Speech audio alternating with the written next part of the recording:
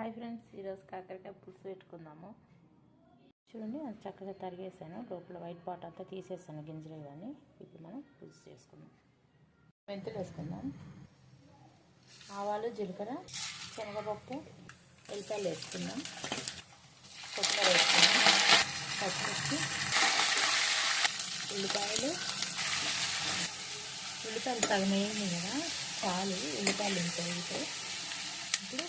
ఇప్పుడు కాకరకాయలు వేసుకున్నాము. చూడండి, చక్కగా ఎలా తరిగానో లోపల వైట్ పార్ట్ అంతా తీసేసి కొంచెంసేపు ఇది ఆయిల్ ఇలా మగ్గించుకుందాము. కాకరకాయ సగం వేగిపోయింది ఆయిల్లో. పసుపు వేసుకుందాం, సాల్ట్ వేసుకుందాం, కారం వేసుకుందాం, తీసి పెట్టుకున్నాము.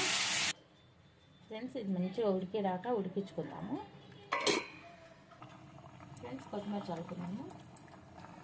ఫ్రెండ్స్, బెల్లం ముక్క వేసుకుందాం. చూడండి ఫ్రెండ్స్, ఎంత చక్కగా పులుసు అయితే రెడీ అయిపోయింది. ఎంత కలర్ఫుల్ ఉందో చూడండి ఫ్రెండ్స్. ఎప్పుడు ఫ్రై కాకుండా ఇలా పులుసులా కూడా ట్రై చేయండి ఫ్రెండ్స్. చాలా బాగుంటుంది, చాలా టేస్ట్ ఉంటుంది, హెల్త్కి కూడా మంచిది. Okay friends, bye.